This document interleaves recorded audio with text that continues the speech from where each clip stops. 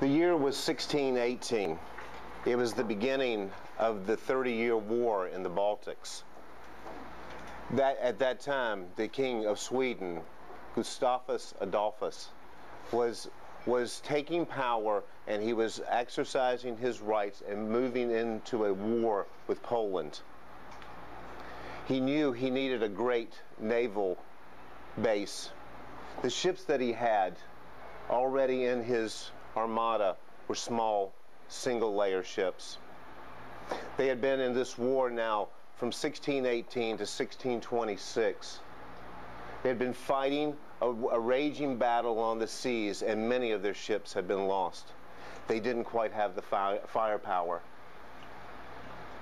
So the king got together with a shipbuilder, and they constructed these plans and did the designs for a specific set of ships, a set of 5 ships that would far exceed anything that was in the Swedish Navy.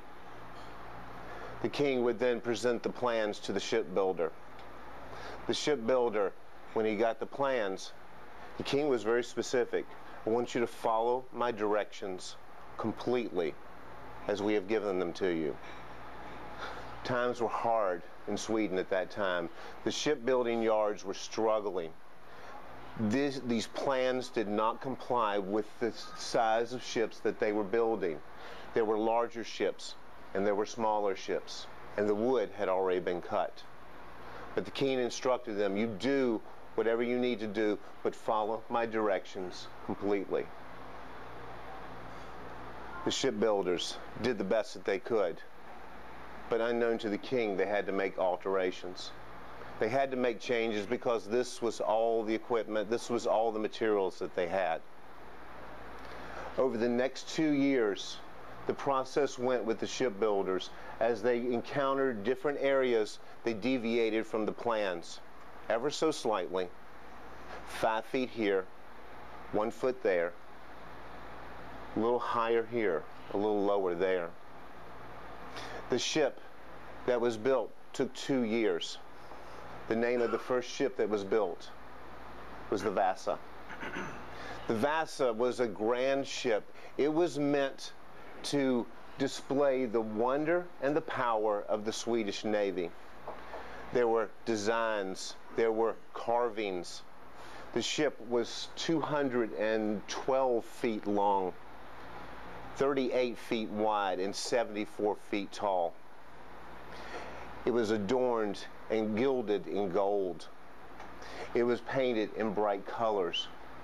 The king wanted everyone who saw it to know about his glory.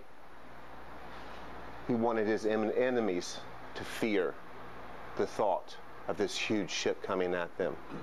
This ship would have more firepower than any other ship in the Swedish Navy. There would be 74 cannons.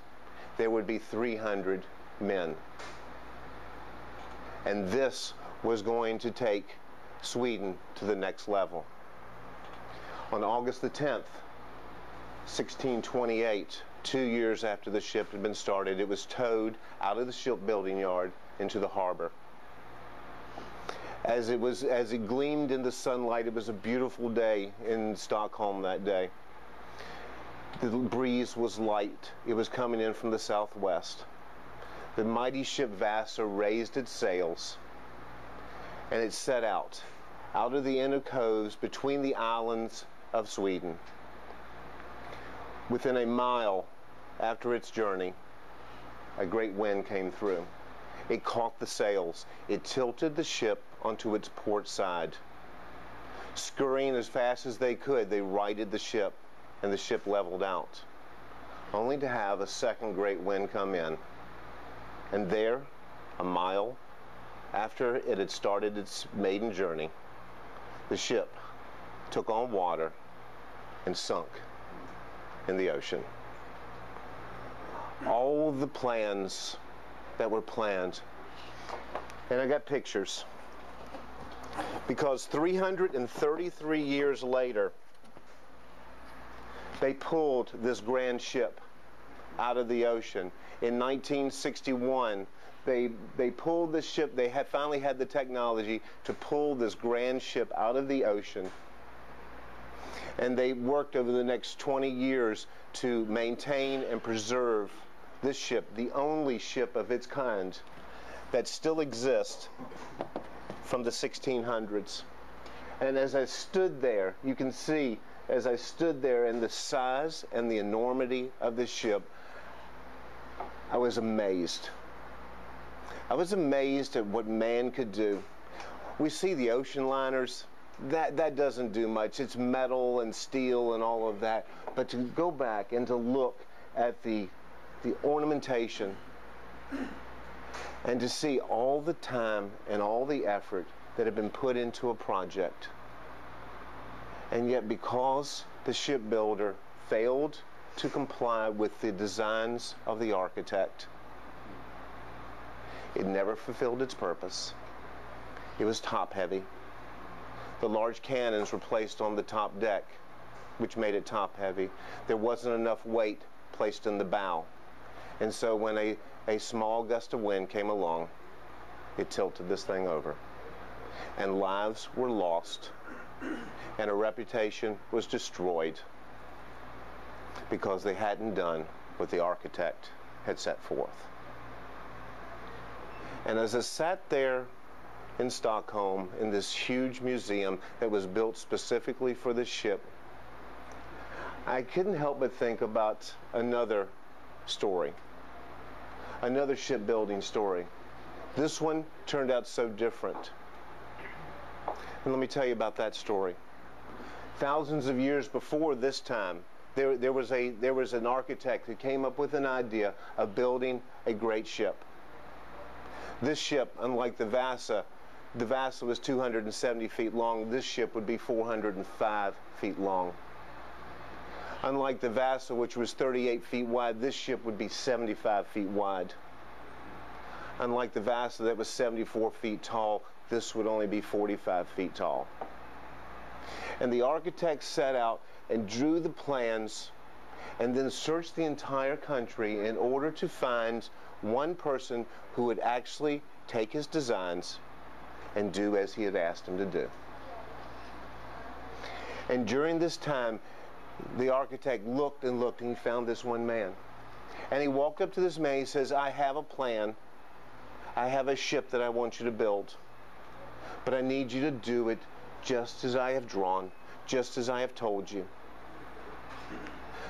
The difference was, this guy who was going to build the ship had never built a ship before.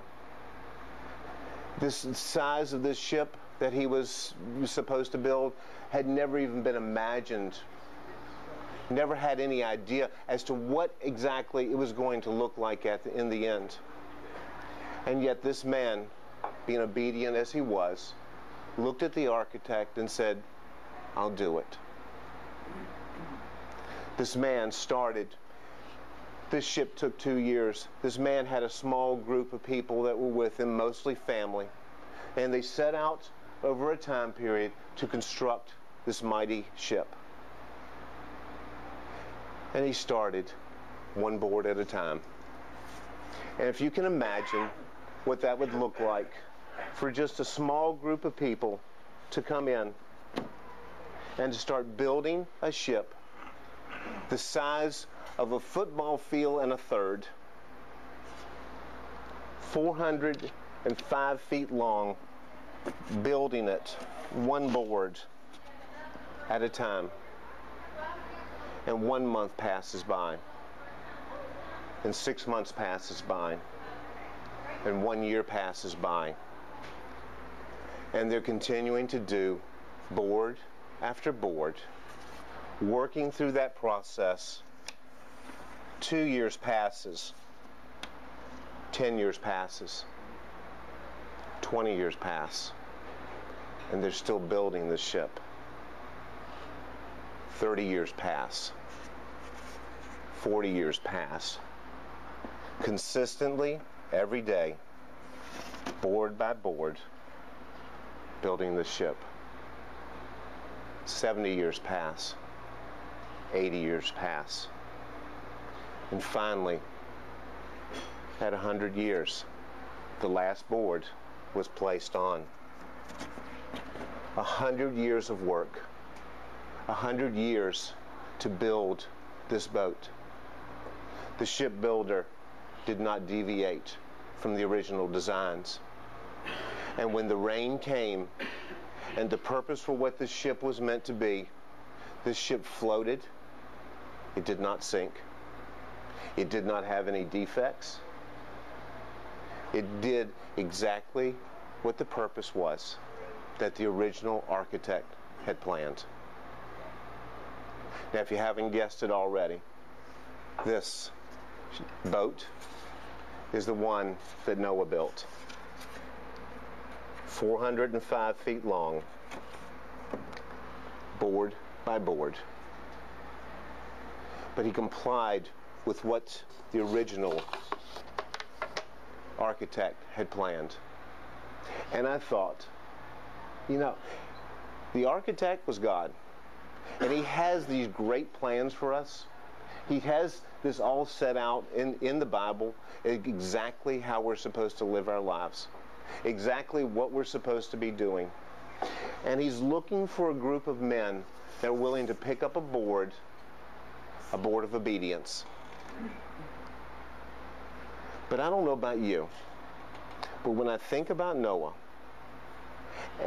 I think, you know, Noah couldn't have known, because there'd never been anything like this built before. He wasn't a shipbuilder. He had no concept of what this was going to look like. It had never rained. So when God said, I want you to build a ship, I want you to build an ark, can you imagine what Noah said? It's like, what's an ark? And we're going to build it for what? Rain? We've never seen rain. And something that is so totally out of the concept of what he had, Noah couldn't come in and say, you know what, God, that makes all the sense in the world. But Noah, because of faith and obedience and believing what God was saying, he picked up that board of obedience. And for 100 years, he carried that, and he never dropped it. Now, I don't know about you, but if it was me, I don't know that I'd get past the plans of when God told me how big the boat was supposed to be.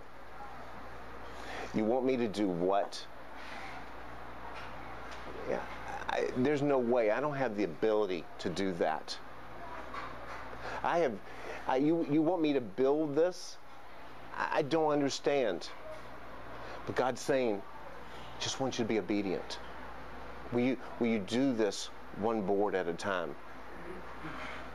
And I think even if I said, okay, God, I will do this, and this plays out in my life so much of the time, even when I do say, okay, I'll pick up this board of obedience, God, I want to do what you're asking me to do.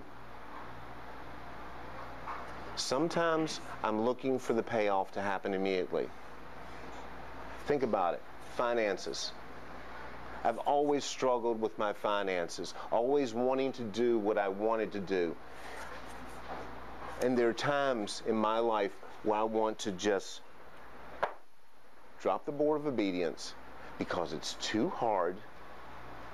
I'm not seeing any payoff. It's like, God, you promised that you would take care of me. Well, my idea of taking care of me and his idea of taking care of me are probably going to be different. But there are so many times in my life that I want to drop that board and I want to walk away. And I think about Noah. How in the world did this man do it? 100 years. 100 years. I've only been a believer for 5 years. And yet I find the longer that I do this, the harder it is. When God says, I want you to pick up that board, I want you to walk in obedience in my marriage.